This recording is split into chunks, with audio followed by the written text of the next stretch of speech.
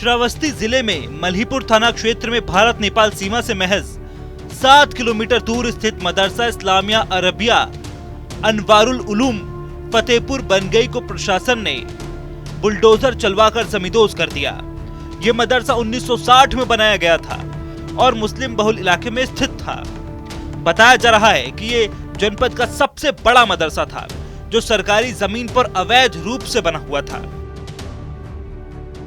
कौन सी जगह है सर और किस लिए इसको ये तहसील जमुना का फतेहपुर बंगई गांव है, जिसमें गाटा नंबर 1039 से 1041 ये हमारी ग्राम समाज नवीनपट्टी बंजर की भूमि थी, जिसमें एक मदरसा अवैध रूप से बना हुआ था, जिसमें विधिवत कानूनी रूप से तहसीलदार न्यायालय में बात चला और धारा 67 कर उसके विरुद्ध बेदखली का आदेश पारित हुआ। तहसीलदार के आदेश के विरुद्ध मदरसा के लोगों ने अपील की माननीय जिलाधिकारी महोदय के न्यायालय में। जिलाधिकारी महोदय के द्वारा भी उनकी अपील को खारिज कर दिया गया। उसी क्रम में आज ये समझ ध्वस्तीकरण कार्रवाई की गई है और लगभग खत्म होने पर है।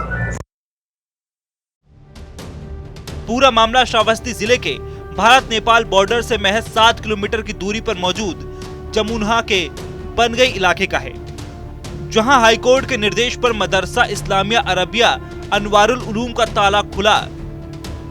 सरकारी भूमि पर निर्माण के कारण बुधवार को प्रशासन ने जेसीबी लगाकर मदरसे को जमींदोज करा दिया।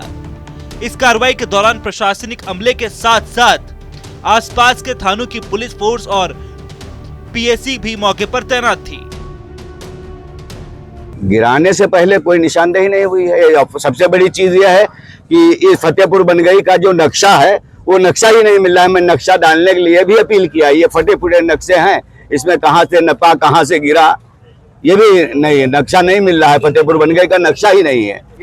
अब वो नक्शा उनके पास है। मैं नक्शे के लिए भाई सरकार जो जिम्मेदार होती है उससे नक्शा हमने मांगा, उसकी दरखास्त डाली। नक्शा फतेहपुर बनगई का है ही नहीं। प्रशासन की सख्ती से इलाके में हड़कंप मच गया है। आसपास के क्षेत्र के लोग मौके पर जमा होने लगे। वहीं मदरसे के संचालक का कहना है कि ये कार्रवाई बिना किसी पूर्व सूचना या नोटिस के की गई है और उनकी कोई बात नहीं सुनी गई।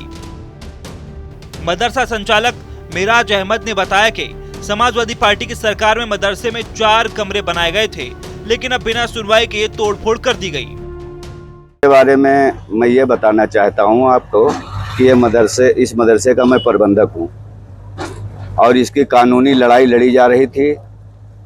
मदरसा 27 अप्रैल को सील हुआ।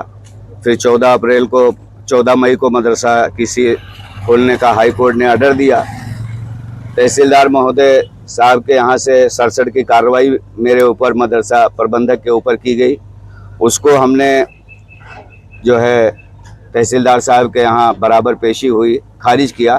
फिर हम डीएम साहब के यहाँ उसकी अपील किए। 12 तारीख को डीएम साहब के यहाँ बहस हुई। उसके बाद में डीएम साहब ने कहा कि मतलब लिखित बहस दीजिए। हमारे वकील शिवपूजन ने लिखित बहस और तमाम 17 किताबों के दस्तावेज दाखिल किए, लेकिन ये कब खारिज हुआ, कैसे खारिज हुआ, इसके बारे में मुझे कोई ना नोटिस मिली है।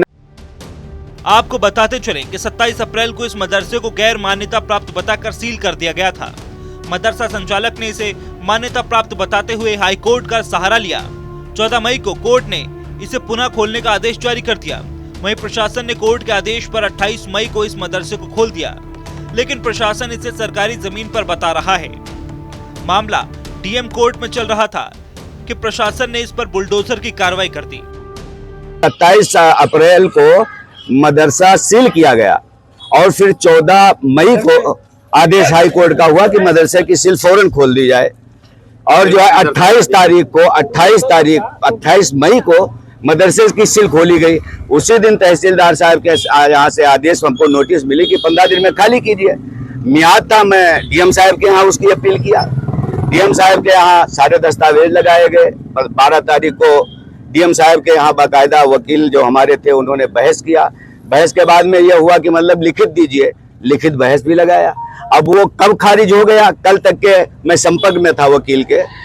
कल शाम को भी बात हुई तो वकील साहब ने कहा कोई जवाब उसके ऊपर नहीं है कि आपके पक्ष में है कि इसके पक्ष में। जानकारी के मुताबिक श्रावस्ती जिले में 105 मान्यता प्राप्त मदरसे हैं, जबकि 192 मदरसे बिना मान्यता के संचालित हो रहे हैं। प्रशासन की इस कार्रवाई के बाद गैर मान्यता प्राप्त मदरसों के संचालकों में खलबली मच गई है और वे किसी भी संभावित कार्रवाई को लेकर सतर्क हो गए हैं।